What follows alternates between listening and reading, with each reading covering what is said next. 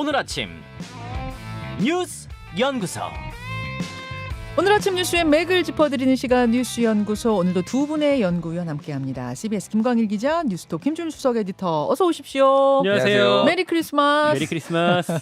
아니 오늘 뭐 날도 날이니만큼 크리스마스 소망 하나씩 얘기하면서 시작하면 안 돼요? 갑자기요?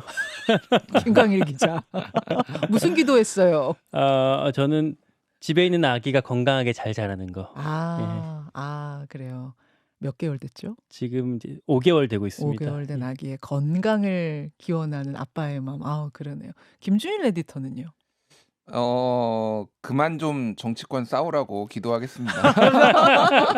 거의 인류 평화 뭐 이런 느낌이에요. 네, 생산적으로 좀 싸우자. 정말 쓸데없는 걸로 많이 싸운다. 정치평론가 다운 새해 소망. 이자 크리스마스 소망. 오늘 근데 그만 좀 싸우자 하셨는데 싸울 거리가 넘치는 한 주가 될 것 같아요. 일단 국민의힘 소식부터 갈까요? 네, 한동훈 비대위로 전환. 한동훈 법무부 장관 내일 비상대책위원장으로 공식 선출이 되는 거죠? 네, 그렇습니다. 내일 전국위원회 열리는데 여기서 한동훈 비대위원장 선출하면 취임이 확정되고요. 부결될 가능성은 거의 제로라고 보면 될 수 있을 것 같아요. 뭐 절차대로 요식행위라고 보면 되겠습니다. 이번 주에 한동훈 비대위한테 놓인 세 가지 과제가 있는데 이준석, 쌍특검, 인사 이렇게 세 가지거든요. 하나하나 좀 짚어볼까요? 먼저 수요일 날 이준석 전 대표 탈당이 예고돼 있습니다. 네. 12월 27일, 그러니까 이준석 본인이 박근혜 비대위 하면서 이렇게 정계 입문한 날이라고 상징성 있다고 이날 탈당 디데이로 정해놨었잖아요. 네. 탈당이 예견됐던 일이긴 하지만 실제로 벌어지는 거랑은 또 다른 얘기예요. 그러니까 국민의힘의 악재일 수밖에 없거든요. 한동훈 비대위가 이걸 막으려면 어떻게 해야 되냐? 지금 봤을 때는 크게 두 가지입니다. 그러니까 윤석열 대통령이 정말 국정기조를 전환해서 뭐 이를테면 이준석 예전에 요구했었던 뭐 이태원, 홍범도 그리고 박정훈 뭐 이런 얘기들이 있잖아요. 요거를 정말 사과할 정도로 국정기조 전환하는 거 하나, 그리고 이준석 전 대표를 선거 때 이렇게 어떤 역할을 주는 거 하나, 이런 것들이 필요할 텐데 결코 쉽지 않아 보이죠. 대통령이랑 당 지지자를 다 설득해야 되는 문제이기 때문에, 그리고 시간이 너무 짧아요.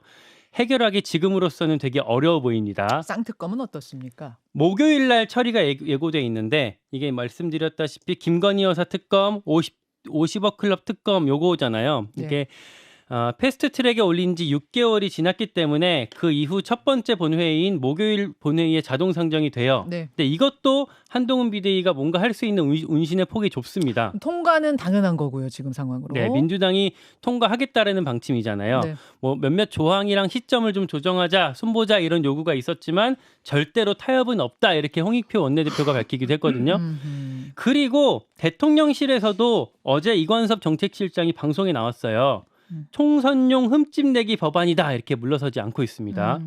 그래서 뭐 대안을 내거나 절충을 하거나 이러기는 좀 어려워 보이는 상황이고요.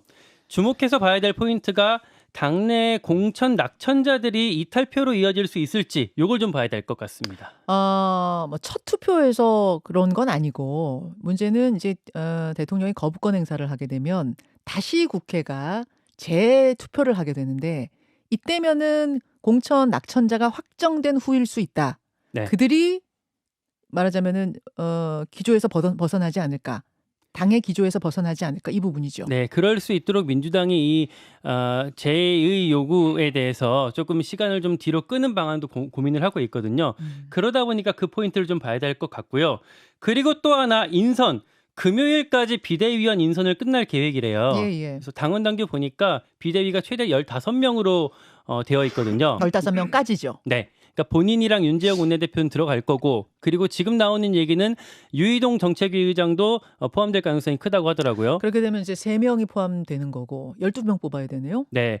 이 12명이 한동훈 비대위원장이 본인의 색깔을 드러낼 수 있는 되게 중요한 포인트가 될 수 있을 텐데, 당내에서는 뭐 789 비대위라고 해서 하태경 의원이 얘기를 한 건데, 789 비대위는 뭡니까? 70년대생에서 90년대생으로 비대위원 다 꾸려버리자.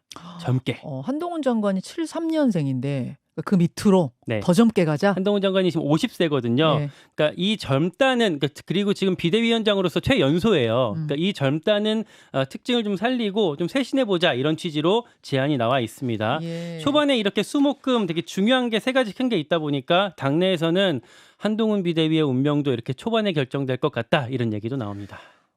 사실은 이게 지금 다 정리한 게 아니거든요.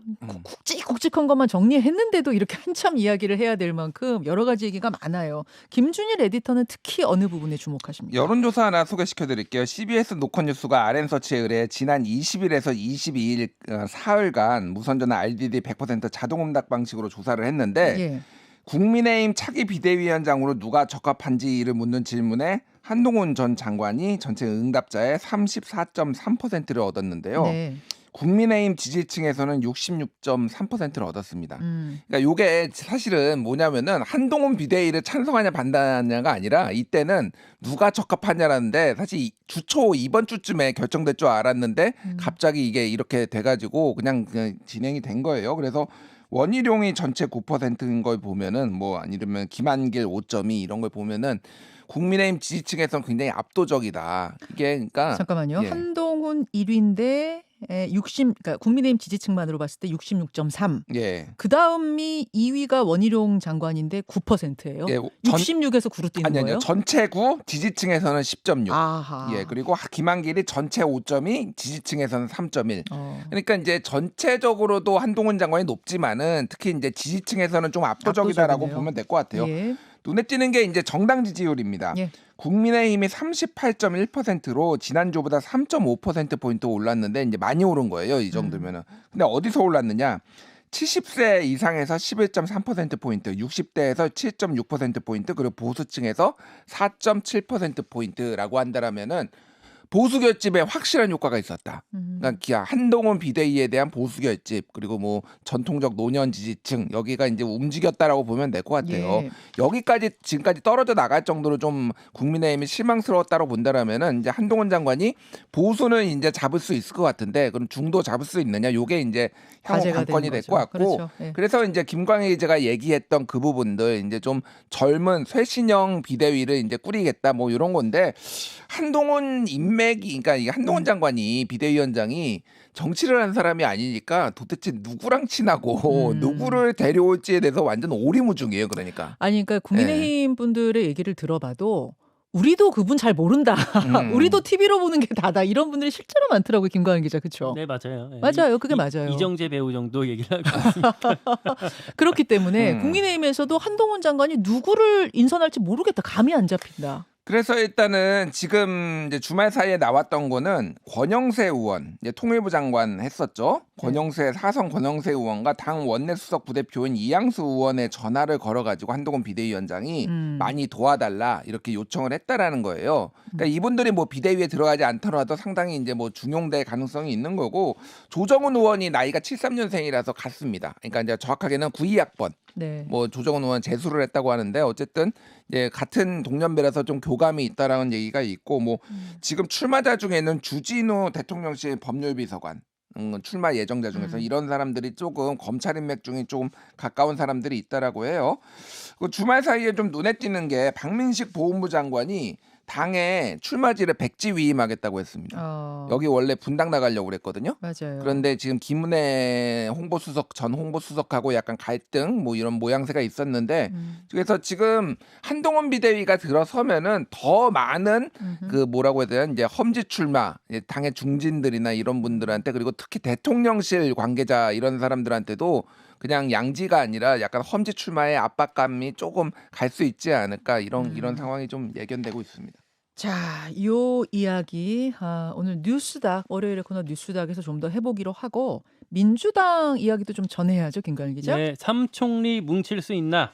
삼총리라고 하면 문재인 정부에서 일했던 3명의 총리 이낙연, 정세균, 김부겸 3사람이죠. 네, 그런데 정세균, 김부겸 요 두 사람이 어제 만났습니다. 원래는 이제 이달 초에 둘이 한번 만났었는데 다음에 또 보자라고 해서 추가 약속 잡았던 게 어제였다고 해요. 그래서 어제 서울 모처에서 만난 거고 이낙연 전 총리까지 같이 해서 다음 주에 셋이 만나기로 했다 이런 보도도 있긴 하던데 지금까지 좀 제가 파악해 보기로는 그런 식으로 구체적인 얘기가 오간 건 아니고 일단 뭐 필요하면 같이 보자 이런 식으로 러프하게 언급이 나왔었다고 합니다. 그럼 어제 정세균, 김부겸 두 사람 만나서는 무슨 얘기했다고요? 일단은 지금 당내에서 이낙연 전 대표를 향해서 되게 거친 얘기들이 나오잖아요. 네. 여기에 대해서 좀 우려한다라는 인식을 같이 했다고 합니다. 이를테면 김민석 의원이 사쿠라라고 얘기했던 거 예. 그리고 의원들 연판장 돌리고 이런 것들이 좀 도를 넘지 않았냐라는 인식을 어제 둘이 같이 했다고 합니다. 그리고 또 최근에 당내 공천 갈등 얘기가 하나 있어요. 예비 후보자 서류 검증하면서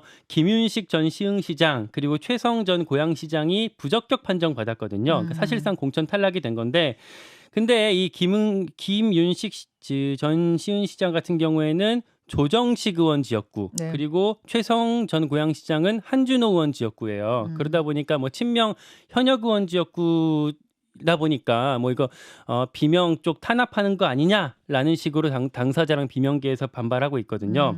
이런 점에 대해서도 정세균, 김부겸 두 사람이 좀 우려를 공감했다고 합니다. 그 정세균, 김부겸 두 분은 신당 창당에 난 참여하지 않겠다라고 선은 그었습니다만 이러저러한 당내 우려에 대해서는 이낙연 전 대표와 공감하는 모양새이기 때문에 귀추가 주목이 되네요. 왜냐하면 그러니까 이 세 사람이 정말로 뭔가 연대를 할 경우에는 신진 세력인 이재명 대표한테는 좀 위협이 될 수 있다 보니까 아무래도 얘기가 계속 나오고 있는 것 같습니다. 자, 민주당 관련해서는 어디에 주목하세요, 김 에디터? 일단 그 두 총리가 만나서 한 얘기 중에 이를테면은 이낙연 전 총리에 대해서도 좀 미안한 감정을 나눴다라고 국민일보가 보도를 했어요.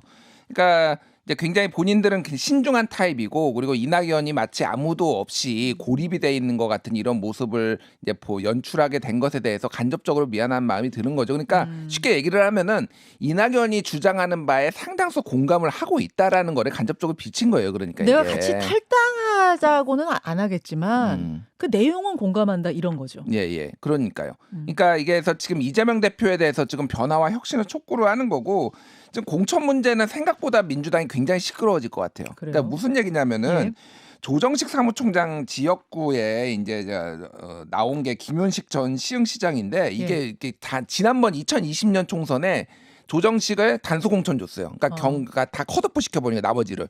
그러니까 이 김윤식 시장이 아니 왜 그러느냐 이거 해야 된다 하고 법원에 가처분 신청 냈는데 떨어졌거든. 그 다음에 이번에 그때 너 가처분 신청 낸 거에 해당 행위하라고 하면서 또 잘라버린 거예요. 그러니까 이게. 공천 배제 이유가 바로 그거였던 거예요.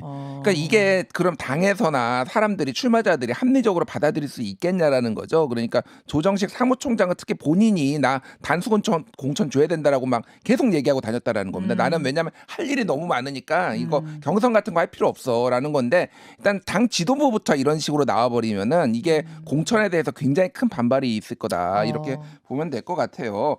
이재명 대표가 이제 침묵이 길어집니다. 사실. 이낙연 전 총리의 별명이 엄중낙연이었잖아요.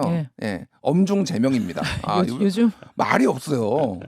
무슨 생각을 하는지를 알 수가 없습니다. 근데 이제는 결단을 좀 해야 된다라는 거고 하나는 왜 민주당에 표를 줘야 되는지에 대해서 민주당과 이재명이 설득을 해야 되는 거예요. 지금 반윤 빼놓고 어떤 명분이 있는지를 국민들이 묻고 있습니다. 자, 이제 정치권 뉴스는 짚어주셨고 그 주말에 있었던 목욕탕 감전사 얘기도 있는데 이 이야기는 2부에 좀 더 소개를 하도록 하죠. 두 분과 인사 나눕니다. 고맙습니다. 고맙습니다. 김현정의 뉴스쇼는 시청자 여러분의 참여를 기다립니다. 구독과 좋아요, 댓글 잊지 않으셨죠?